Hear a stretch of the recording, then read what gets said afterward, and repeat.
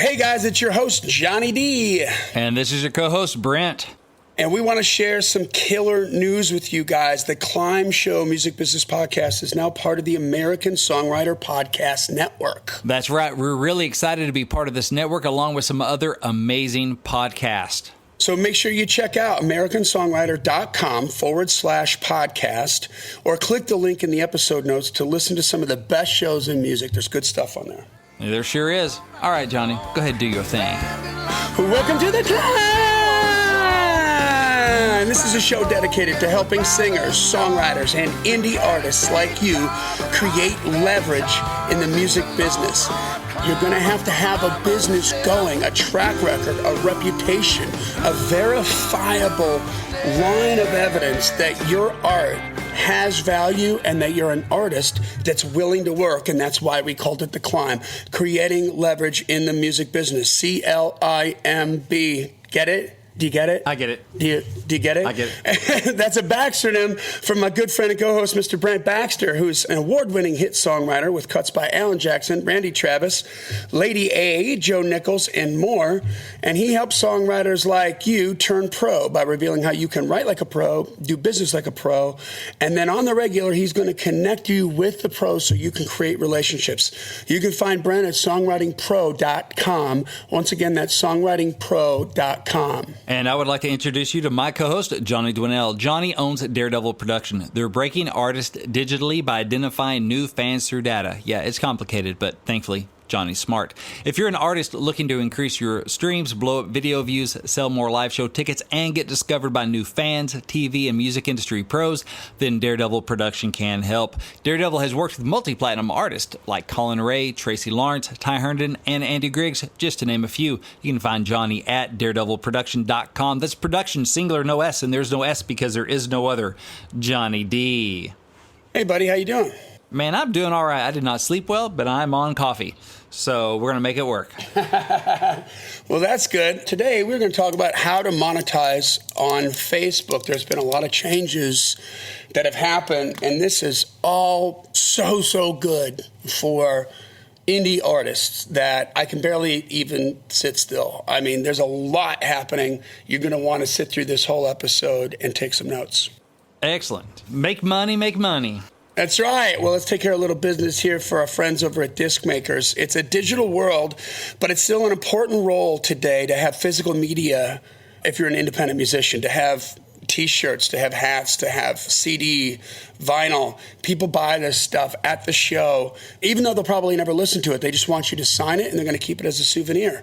And with digital royalty payments so small, when you're selling products like those that I just discussed, it becomes an income generator that's super important to get you to the next town.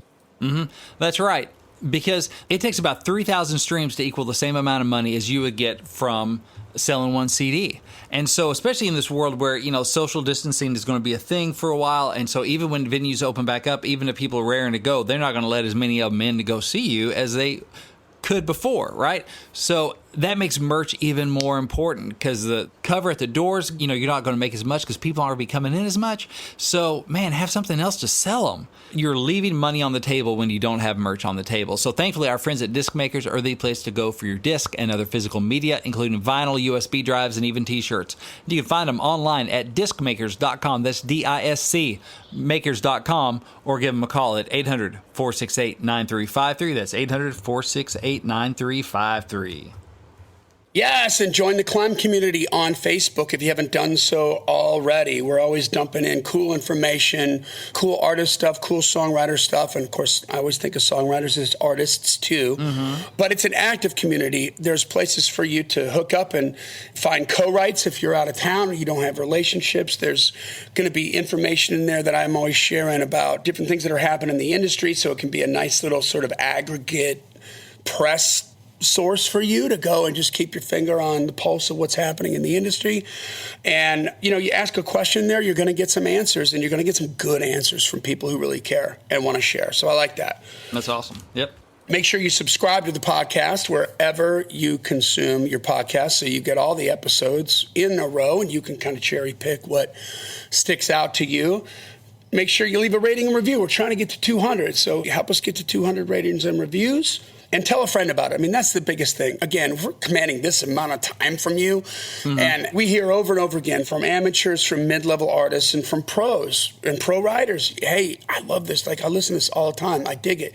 Well, tell somebody about it. Yeah. Let them know why you're spending this amount of time with us. We are grateful for that. Oh, yeah, we are. But if we tell them, we're going to sound like morons. But if you tell them, it's going to be much cooler, right? Exactly. So help us, help you, help them. That's right. And, you know, speaking of the C.L.I.M.B community, I just want to share some wins. Every Wednesday we post the New Heights segment on there. And so this is one from just looking back at last week's, at the time of this recording anyway.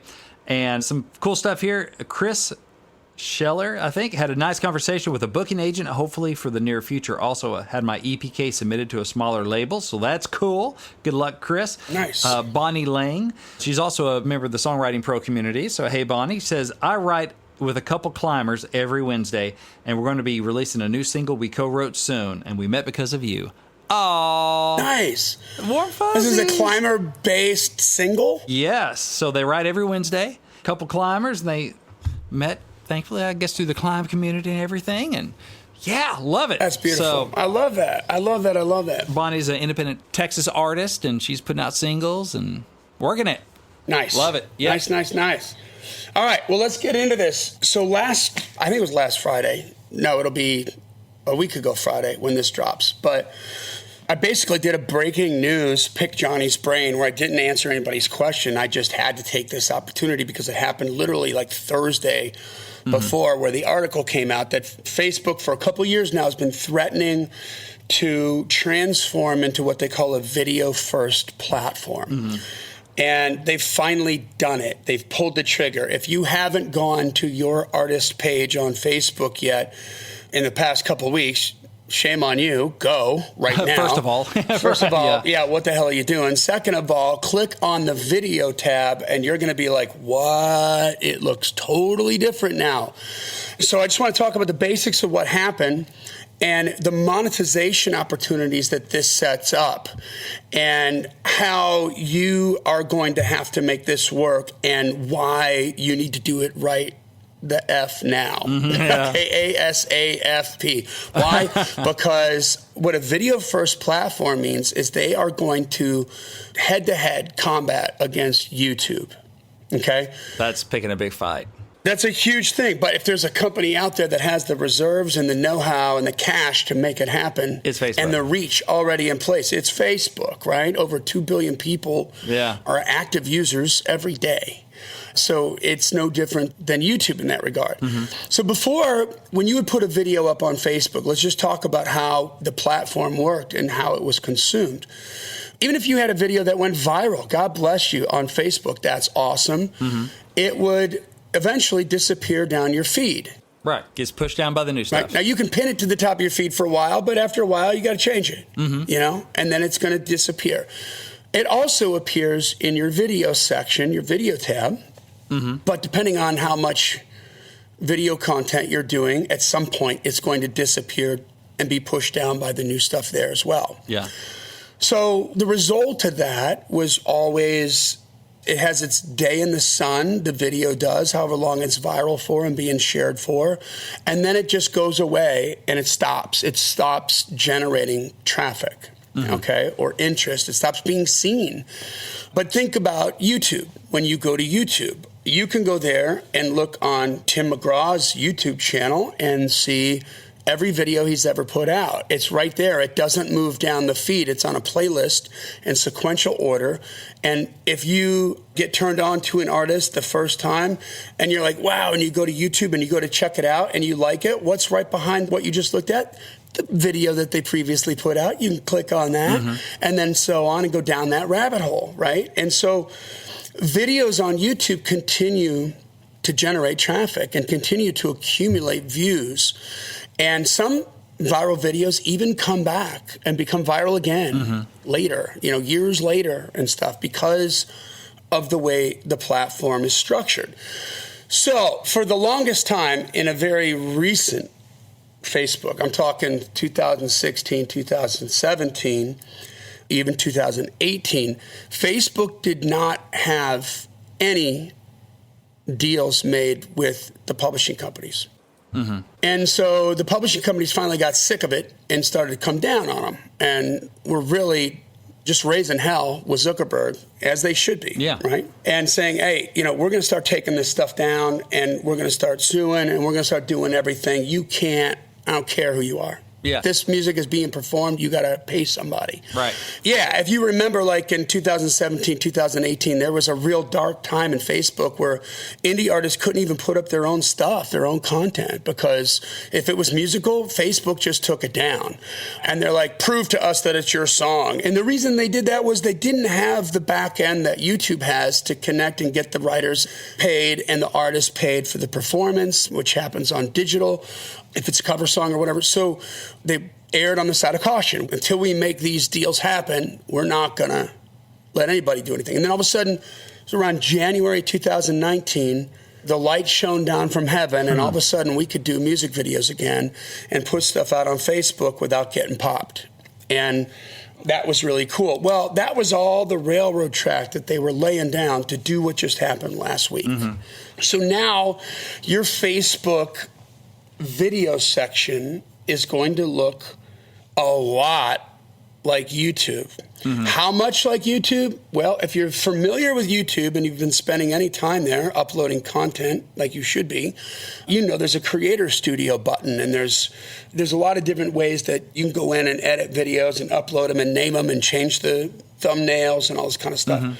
Well, Facebook's just straight up ripped off Creator Studio. That's what they're calling their thing. They're not mincing words here, right? We are in direct competition.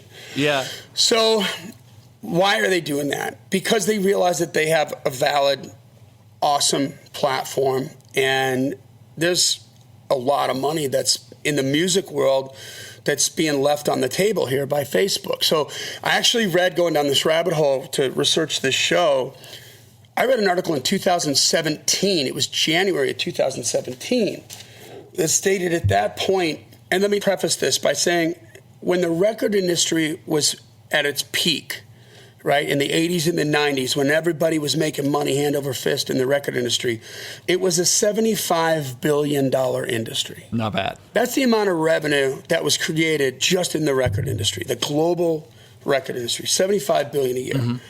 So in 2017, January, Facebook had 1.79 billion active users, which at that time was 15 times larger than Spotify.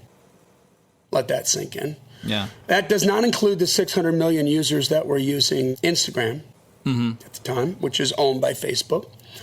And they said if 30% of Facebook's core audience paid $5 a month for music, like as a streaming service, that would generate $32 billion a year.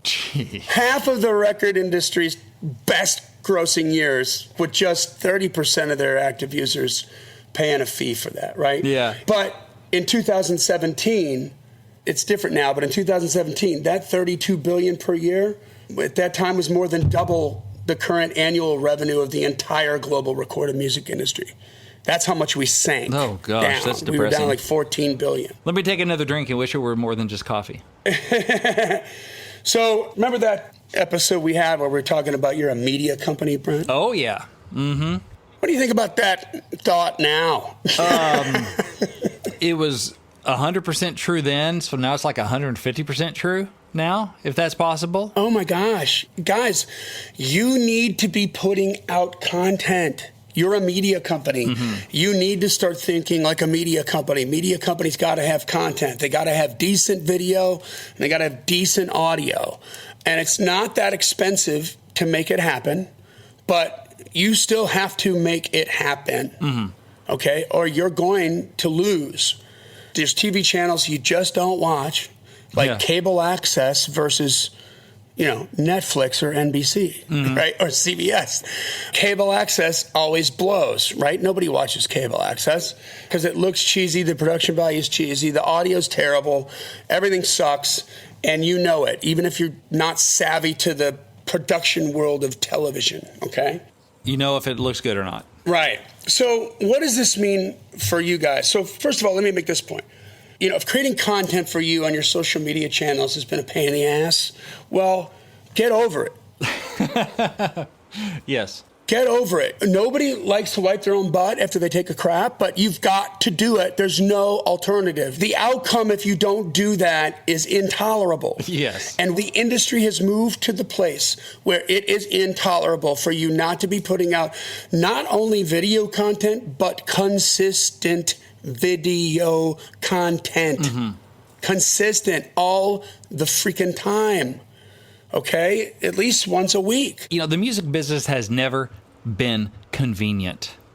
Never been convenient. So think about 1950s, early 60s or whatever, when like young Johnny Cash and Jerry Lee Lewis and Elvis, they're turning around with the bass strapped up on top of the car, and they're heading down these dusty dirt roads to get to the next barn dance, and it's 100 degrees in South Alabama, and they're going down a dirt road with the windows down, eating road dirt because they have no AC in the car, trying to get to the next show. That's not convenient. That's right. You know what? You can get to the next gig a whole lot easier. That's right. But you have to do some video stuff. So, you know, never been convenient. Yeah, so the inconvenience shifted now. You got AC. You're welcome. You know? Exactly. You can take planes, cars, you know, pavement, air conditioning, but you might have to put a camera in your face. Suck it up. Yeah. And you're going to have to do the work. And you know what? If you're not sure like what kind of content you should post, or you're not sure what your stylistic, artistic fingerprint is when it comes to video content, here's the secret. Start posting content. Mm-hmm. A lot. Mm-hmm. And then, you know what? You're going to start to be like, oh, I don't like that. Yeah. I like this. Oh, this worked. People really reacted well to this. This felt good, and people liked it. Ah. That's it. You're going to find your way. Like way back when we did an episode about becoming an artist and doing the work, and we all start out mimicking, right? We're trying to be like somebody else. Yeah. But then at some point when you do enough work, you put yourself inside of it, and it becomes unique to you. But that is a passage that only happens through the work. It's not going to come to you. You're not going to dream it up. You're not going to think about it and then do it. The only way that you're going to come up with the ideas that are going to make you the original artist or songwriter that you are is through a whole boatload of work, of copying other stuff and trying other stuff. Because I think content creation is the same artistic journey, Brent, as a songwriter craft journey or an artist journey. For sure. Where the first thing you're doing is you're trying to emulate, like I just freaking love David Lee Roth, you know? So I'm trying to emulate David Lee Roth. Well, I got pretty good at that. Mm-hmm. And then I got bored. Yeah. Now what am I going to do? You know, like I can't be David Lee Roth. We got one, and he's pretty loud, so I got to do something different. Right. But I got the confidence and scratched the itch that I needed to get the confidence by mimicking first and then moving forward. Mm-hmm. So you've got to start making this happen, because here's what's going on right now. If you're playing catch up right now and you're not putting out regular, consistent video content, you're already behind. Yeah. Okay. And here's another thing that just happened last freaking week, where the people who are on the ball are going to capitalize more than the people who aren't. Yeah. Right? Because now you got to go think about, oh gosh, Johnny told me a month ago I need to get a camera and I got to get, I got to do this and that and figure all this out. Instead of that guitar that I was going to buy, instead of those new $1,000 worth of plugins for my studio, I need to be a media company. Well, now you got to go back to that and think about all that.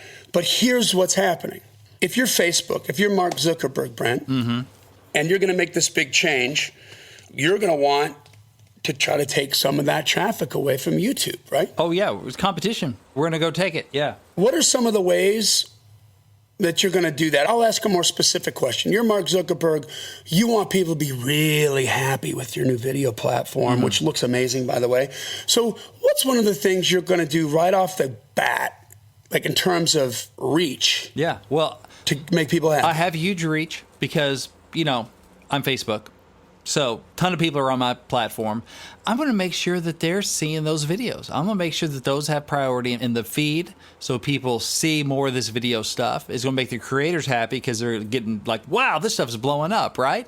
I'm going to give extra love to people using the video platform I want them to use. I want them to get that rush so they keep coming back and see results, because a lot of musicians, we've talked about this before. I tried it for a week or two, didn't really get a ton of results. So I'm kind of moving on to something else.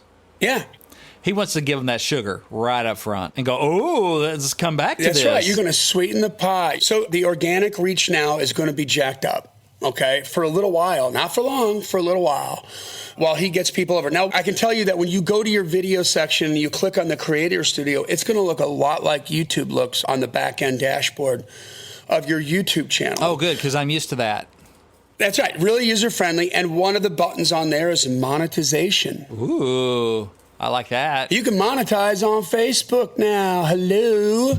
You could before, but now I'm going to ask you the same question again, but under a different umbrella. So if you're Mark Zuckerberg and you want people to ditch YouTube essentially and come over to Facebook and put your video content there. So for the creators, yeah. Yeah, the creators, what's another way you're going to incentivize them to come over to your platform? I'm going to pay better than YouTube.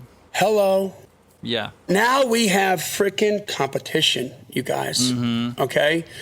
Now we have competition. For the first time in social media world, we actually have an entity that's big enough to compete with YouTube and make the market move, right? And so now for them to continue to do that, if I want all Tim McGraw's traffic to come to Facebook as opposed to YouTube, when you're an entity as big as Tim McGraw, like how much more money is that going to be? Significant. I mean, small increases in pay on that many streams, that many plays, it's going to add up. Right, and it's going to be the difference for us indie artists between making a living and not making a living. And so he's going to make this big move. So this is what's going on right now. Because I just had this conversation with Randy Barber, my business associate, yesterday about an artist that we're going to work together on. And then last night, he sends me something that's also very interesting that I'll share with you guys, because this is the free market at work, okay? And what does he send me? A digital music news article. Is Spotify launching a music video expansion? Ooh. Maybe there's going to be a third player that's going to come in, and now we're all competing for what? Traffic. And how important is your traffic, indie artists? Listen, if you think that you don't have a voice because you're an indie artist, this is where you're wrong. I'm going to bring you back to a statistic we've mentioned a few times on this podcast, but in 2018, the Spotify streams in the United States increased by 46% or 47%, one of those two. But none of the increase happened with the top 500 streamed songs. So if you think about Christmas is always 2 weeks out of the year, they're playing Christmas songs. So the charts for decades have only been 50-week charts. Right. And 500 songs, that's your top 10 every week, is it not? So if those songs didn't get any more streams in 2018 than they did in 2017, the top 500 streamed songs, and there's a 46% increase in streams overall in the United States on Spotify, whose music were they streaming? The indie artists? Yours. Right. Yours. If you're listening to this podcast, it was yours. Collectively, you know, how big of a voice is that you have now? So Mark Zuckerberg, he wants you too, okay? Got to get in there. So let's just talk about some monetization. So with the Creator Studio here, I told you about the button is similar on Facebook as in YouTube. You also have playlists that you can create, right? So if you go to a major label artist's YouTube channel, you'll see they've got all their music videos there, but then they have another playlist for live videos. And like Tim McGraw's got backstage stuff. He's always back there with John Prestia and the band. They're doing like little songs backstage before they go on, and they were recording those and putting those out as content. That's there. And guess what? Monetizing. Hello. So let's just go at 30,000 feet for monetization. Here's the deal, guys. I can't restate this enough. It's all about the traffic. He or she who owns the traffic makes the rules. Yeah. If you own the traffic, you get paid. What do I mean by that? Well, let's say that just out of dumb luck, you're an artist that has done nothing on your Facebook channel, on your YouTube channel, and because of some weird thing that happened, dumb luck, you get this viral video, right? And it goes to 5 million views. God bless you. Yeah. Okay? Well, if it's a cover song, your take on that, like the amount of money that you would make on 5 million views, would be somewhere in the neighborhood of $10,000 to $15,000. Okay. Okay, so you get about 2,000 to 3,000 per million. That's on a YouTube channel with zero traffic. But when you start building up your subscribership, and you get 100,000, 200, 300, 400, 500,000 subscribers, 1 million subscribers, you have a guaranteed amount of traffic now. You have guaranteed amount of traffic that makes your channel much more valuable.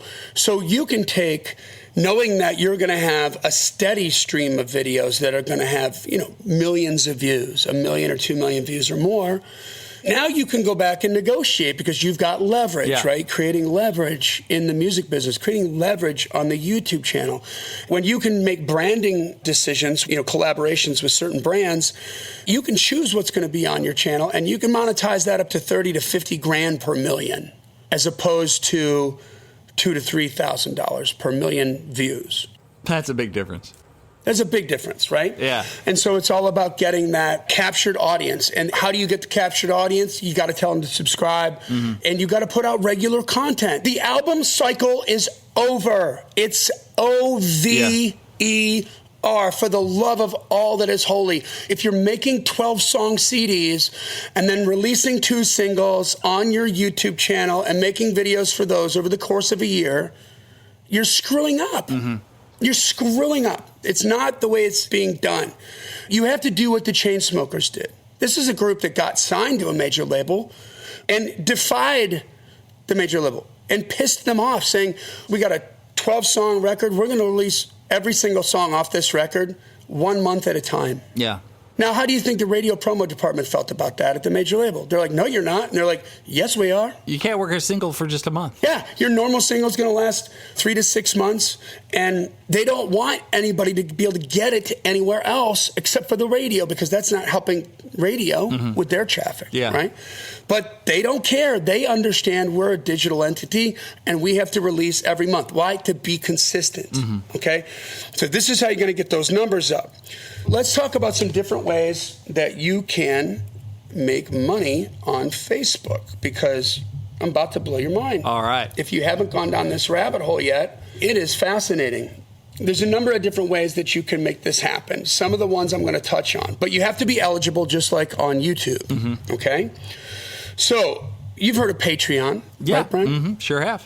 Explain Patreon in layman's terms. In layman's terms, because that's all I have. Basically, it's a site that connects artists with fans who are like patrons, right? Patron of the art, funded artist back in the day. Basically, you can set up levels. There's all kinds of stuff you can do, but basically it's crowdfunding and people funding you like a monthly, almost like a subscription, and you get so much stuff, or maybe as they put content out, you pay for that. So it's a setup to get payments from fans directly. It's exactly like a subscription. So they're different than another crowdfunding site where you try to get some money for your project or whatever. Yeah, like Kickstarter is like, hey, let's get it up front. If it's funded, boom, this thing comes out. Patreon is like an ongoing patronizing the art in a good way. There's these 2 black guys from Las Vegas that I subscribe to, okay?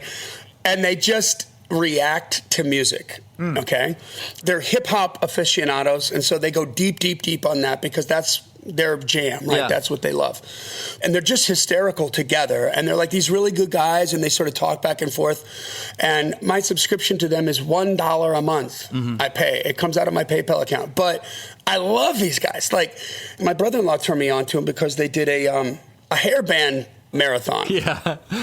So you got these 2 black guys. They've never heard Rat before, Round and Round. And they're just jamming. Is there like an age gap there? Yeah. And you know what? Like, I mean, if you put a gun to my head, I can name like the most famous rappers, but I don't listen to rap. That's not my jam. So when you get into the genres and the subgenres and stuff, I couldn't tell you what that is. Or, I mean, I know rock and roll and hair metal bands and stuff, but when it gets into like death metal and dark metal and metalcore and all these different subgenres of metal, like I couldn't speak intelligently on that either. I'm ignorant about that. And they tell it like it is. Like, it's so funny because they don't know how to describe what they're hearing. And so they're trying to describe it, but they're talking about like how heavy the guitars sound, right? And so they're listening to Rat and they're freaking out on Round and Round. You're like, man, that's so cool. And they love the orchestrated guitar solo in Round and Round. And they hated George Lynch. They picked the wrong song for Dokken, which broke my heart. But this one, George was just like shredding for the sake of shredding. And they were turned off by that, and they'll just tell the truth, And so it's just funny to just watch them react to stuff that they haven't heard before, and they try to get into the lyrics, and I don't know why. It's fascinating for me. It's like a 20-minute thing, and I'm in if I know the song. You know what I mean? Like, I want to do it. It's like $1 a month, but dude, they have like 1 million subscribers on YouTube. And I don't know what their Patreon following is, but these boys are getting paid to do this. Like, they know exactly what they're doing. So guess what? Facebook has fan subscriptions. Ooh. Wow. Yeah. Also, how much have we been browbeating you over the last 4 years to get your social media game in order? Mm-hmm. Well, for those of you who didn't want to listen or were lazy or don't want to accept the fact that this is going to happen, you think you're going to break on radio or you think somebody's just going to come in and make you famous, this is going to hurt. This is going to hurt a lot. Mm-hmm. So you might want to turn it off right now. You might just want to stop listening. In order for you to monetize, to meet the criteria for monetization on fan subscriptions, you need to have 10,000 followers on your Facebook page. Mm-hmm. You need to have a certain level of engagement. In the last 60 days, you need 50,000 post engagements, mm-hmm. which isn't difficult to do if you're posting regular content. Yeah. Okay. And you need to have a healthy amount of video content because in the last 60 days, you need 180,000 minutes of video consumption across all of your videos, mm-hmm. total, a cumulative amount of 180,000 minutes. So you see why consistency matters? Like, why are they putting these metrics in there? Because they know that when you're putting good content out and you're doing it consistently, it's making people pay attention. Yeah. And you're going to create loyal fans, right? Yeah. So this is why this is hugely important. Then you can go and you can create subscriptions and you get paid on these subscriptions. Now let's talk about how you get paid. So Facebook will pay it out once a month. There has to be a minimum balance of $100. Okay, so in the beginning, when you start this, if you don't have $100 worth of revenue to be paid out, then it's just going to roll over into the next month and you'll get paid as soon as you reach $100. Mm-hmm. This is kind of cool the way Facebook structured this, but the creators get 70% of the gross that's taken in, mm-hmm. Minus taxes and fees, whatever's in there, okay? But you get 70% of the gross, and Facebook's going to take 30%. But if that revenue comes in through an app platform like iOS or through the app platform on Google Android, and sometimes those app platforms will take 30% of revenue that's created, or they'll take maybe less than 30%. Facebook says if the app platform takes 30%, they're not going to take anything. So they're not going to double dip on you, and they're not going to even dip in after Android, which they don't own. Yeah. Right? They don't own Apple either. They're not going to double dip behind somebody else that took it. And if it's the less amount, let's say it's like 15% that your app platform is taking, then Facebook will only take 15%. What they're saying is you're always going to make 70%. Yeah. No matter what. I love that about it. What are some other ways that you can monetize? Real quick about subscriptions, like the guys that dive into music and stuff. And you mentioned they have like 1 million subscribers on YouTube. So they're on YouTube. You can just subscribe for free on YouTube. Yeah. And speaking to this Facebook stuff, why would somebody subscribe for stuff that they can already access for free? So here's the thing. Do they put stuff up on Facebook? It's called Lost in Vegas. Do they put a lot of content up on YouTube, on their YouTube channel? Absolutely, they do.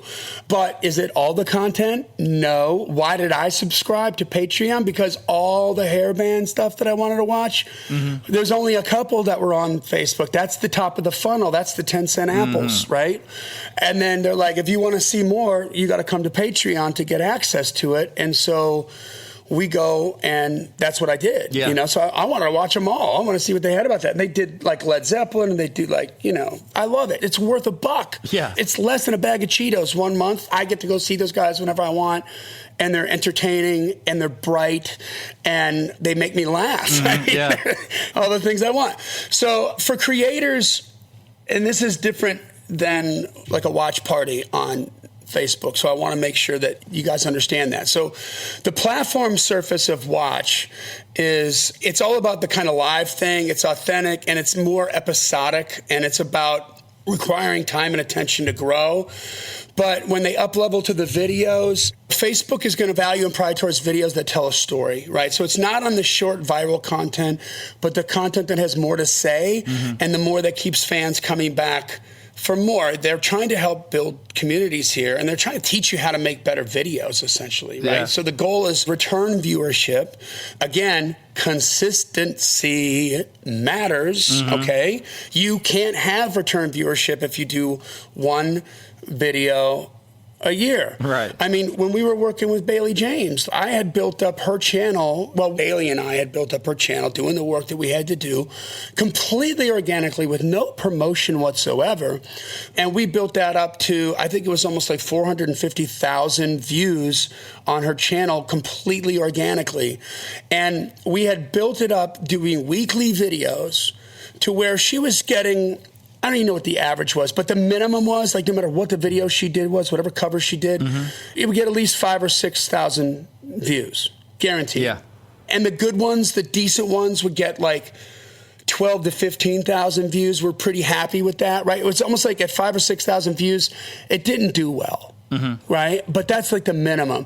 And then we had a couple handfuls that did more than like 15,000 to 25,000 views in there, and then a couple real biggies. Yeah. But then her first single drops, and she stops doing it. Yeah. 2 years later, they come back to put out new videos, and guess what? 200 views, 100 views. They lost their audience. So consistency is real. It's like made the mistake of working it like the new music business, which is great, built all that up, and then as soon as you drop a single, start treating it like the old music business. Exactly. Oops. Now, the other thing that you can do here is they actually have a brand collabs manager in here so that you can, as you build up the audience and you have enough people following you and you're getting enough engagement, then you can start working and monetizing through brand collaborations. Okay, now this is where, listen, when you have the traffic, everything's negotiable. When you have the traffic, everything is negotiable. The good thing is with brand collaborations, you need a minimum of 1,000 followers to meet that criteria. Your engagement, you need at least 15,000 post engagements, 15,000 post engagements in the last 60 days. But back to the video content, you need 180,000 minutes in the last 60 days across your whole channel. Okay. So you remember, Brent, when we added the pull-out sections to our podcast? Yeah. Oh, yeah. Like, this is something that we wanted to do artistically, that you and I had that scratch that we needed to itch. Yeah, so we're talking about the song title challenges, the Friday episodes, the mini-sodes. Yeah. This is the little mini-sodes that happen on Friday. So song title challenge and Pick Johnny's Brain.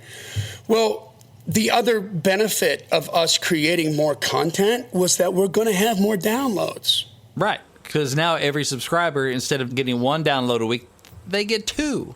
Yeah. So, guys, you're not going to get 180,000 minutes viewed of content if you've got 5 videos up. Right. You got to get to work. You're going to have to get to work and make some stuff happen. Then the last piece of the monetization with the brand collaboration is you need to have at least 30,000 1-minute views on your videos that are at least 3 minutes long. You need to have at least 30,000 1-minute views in the last 60 days. Okay, and all this you can read on your Facebook page. It's right there. It says, click on this link to learn more. And I didn't even go into the in-stream ads. Let's just touch on that real quick. So in-stream ads are going to be when you got content, you got regular traffic coming. There's other brands that are going to put just normal ads in there. There's going to be different than a brand collaboration, right? But you got to have 10,000 followers for that, and you got to have at least 30,000 1-minute views in the last 60 days on videos that are 3 minutes or longer. So if you're an artist, man, where do you start? Start doing cover songs. Gosh, I'm sick of saying that. But start doing mashups. My last episode, we talked about the blueprint of a mashup. This is the stuff you want to do. Guys, it's changing now. And I'm telling you what, this is the beginning of us as writers, of us as indie artists, really being able to make a living doing this, like reasonably being able to make a living doing this. Put this into perspective. I was talking about this with an artist yesterday, but in the heyday of the music industry, we had, 7, 8, 9 major labels. Each of those major labels had 500 artists apiece signed to their labels. And only 5% of the artists on each label made any money. So 25 artists made money. 475 artists lost money. But the 25 artists made so much money, they paid for everybody else. But you didn't get on a major label because you sucked. Right. All this talent, why is that a fact? And we've talked about this before, because radio was mathematically restrictive. Yeah. They're only playing 12 songs an hour on the radio, and that was the only way that you could really hear new music, because we didn't have streaming, we didn't have YouTube, and we didn't have Facebook.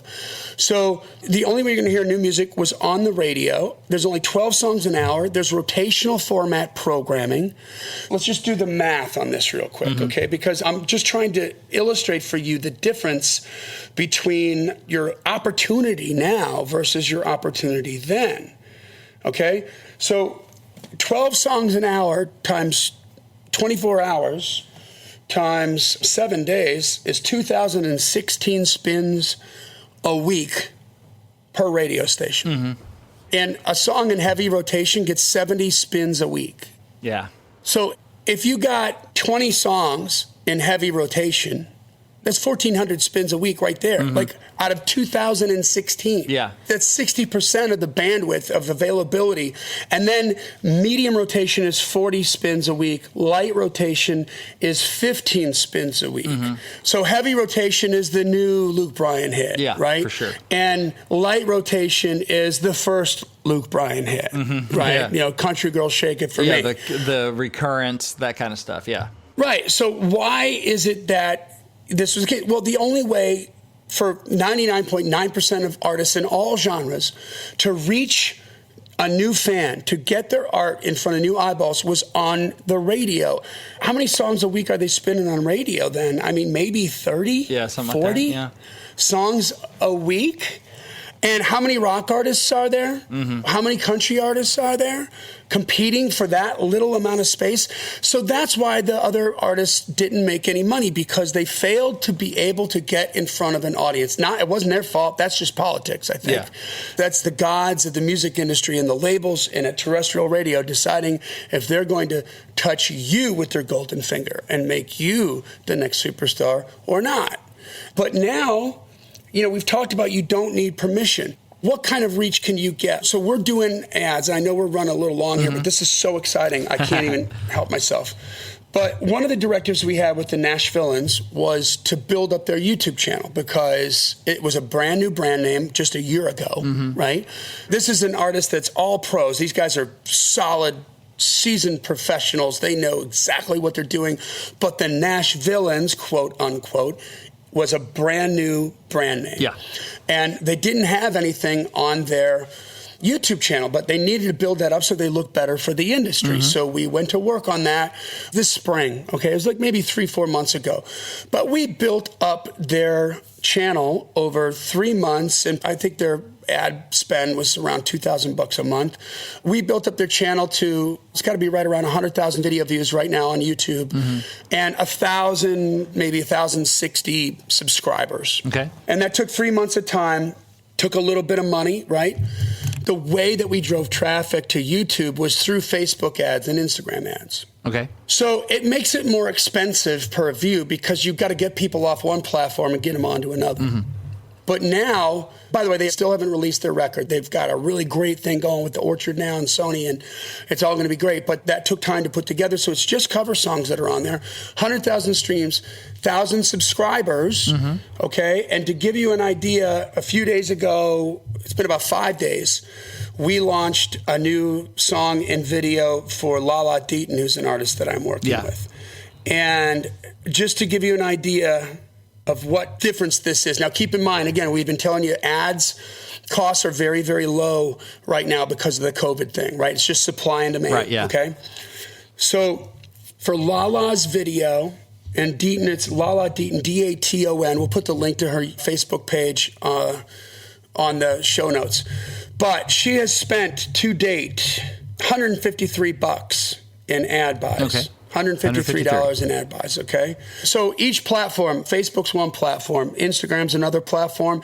Each platform has different, what they call surfaces. You know what the surfaces are. You just haven't ever heard them be referred to as surfaces. Yeah, so your Facebook feed is one surface. Facebook Stories is another surface. Instagram feed is one surface. Instagram Stories is another surface, okay? So across all the surfaces, she's just 30 shy of 271,000 video views. 271,000. 270,000. Did that in frickin' 4.5 days. And she spent how much money? For $154, $153. Okay. 1,830 people have seen the video 100% of the way through. Mm-hmm. So let's just do the math on that. If I take $153.02, 153.02, and I divide that by 1,892 views, she's paying 8 cents for a 100% video view. Yeah. Where somebody's watching it all the way through. Okay? I mean, these are astonishing numbers. Now, keep in mind, they're not just consumption numbers. These are also accounts, right? Mm-hmm. So that's 1,830 people that I know about my artist, Lala Deaton, because they gave us 3.5 minutes of their time. Yeah.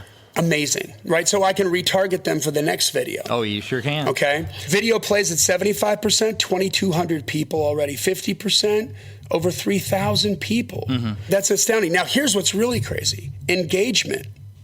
Brent, this is going to blow your mind. 480 people reacted to the post already. Wow. 41 people saved the video to their Facebook feed. Nice. 104 people shared it. That's free exposure right there. And what's really crazy is, just for giggles, because this is a campaign for exposure. It wasn't a campaign to like drive traffic to buy something because they don't know who she is. Yeah. You know? So I'm not foolish enough to know that, hey, they're just going to go get a download. But I put a download link on there for giggles. We haven't gotten a lot of downloads, but in order to get the download link, where do you think I put the download link? It's on our website. Yeah. On Bandzoogle. Okay? So 841 people click through to her website to go see what else is going on there. Mm-hmm. See who she is. See what other kind of music she has out there. Dude, once again, $153 so far. My budget for this campaign is $500. Can you imagine what kind of damage I'm going to do for $500? Guys, because it's on the platform now, if I can get 841 people to click through and go to her website, can you imagine how inexpensive it's going to be if you've got multiple music videos as an artist on your brand new video page that never disappears on Facebook, and you're driving people from a Facebook or Instagram ad to your Facebook video thing where they can go down the rabbit hole and learn about you as an artist? I mean, it's a game changer. This is like porn. Yeah, like I mean, my nipples are hard. Is that wrong? Is that wrong? Well, it's you. It's not wrong for your line of work. So, guys, I mean, there it is. This is really huge news. I'm so happy to have shared this with you. This is going to be a game changer. We're going to be paid more money because now, final thought is that when you have the traffic, what you're seeing play out, what I've told you was going to play out is playing out. More and more players are coming into the marketplace and they're going to try to woo the traffic to their platform. How are they going to do it? Better organic reach and more money. So pretty soon, over time, you're going to see the pay per stream on your video on the DSPs like Spotify and Amazon and Apple, and the pay for video streams and video views is going to ever increase and keep increasing and keep increasing. Why? Because we have the power. We're the artists. We have the power. We have the traffic, and we don't need anybody's permission anymore. So the golden god gatekeepers of the music industry are no longer. They're no longer. So now you just have to come in and really be serious about this. Get your head out of your butt. Get to work. Start creating. And the money is right there. They're making this so easy for you. I can't even believe it, right? Yeah, they're just removing excuses. There you go, guys. So listen, if you want to get in touch with us about a consultation on how we can help you set up a strategy to take advantage of this and begin monetizing, or at least get the railroad track down so you're eligible to monetize, email me at info@daredevilproduction.com. Production is singular. There is no S. info@daredevilproduction.com. Put consultation in the subject line, and we'll get something on the books, and we'll look at all your assets content-wise and start to figure out what we can do to make this happen for you. Consequently, I also want you to download just to get your head right around digital marketing. It's a free download that is 21 biggest reasons you don't have more fans and how to fix it. I just think we just added number 22, Brent. What do you think? Like right here. I think so, yeah. It's a gift. It's free. It's a free PDF informational download at giftfromjohnny.com, JOHNNY, giftfromjohnny.com. Just go there and tell us where to send it, and we'll give it to you, and we'll go from there. Make sure that you join the C.L.I.M.B community on Facebook. Make sure that you subscribe to this podcast wherever you consume your podcasts. Make sure you tell a friend about it and leave a rating and review. We're trying to get to 200, guys. This podcast exists because we want you to win, so keep on climbing. And we'll see you at the top.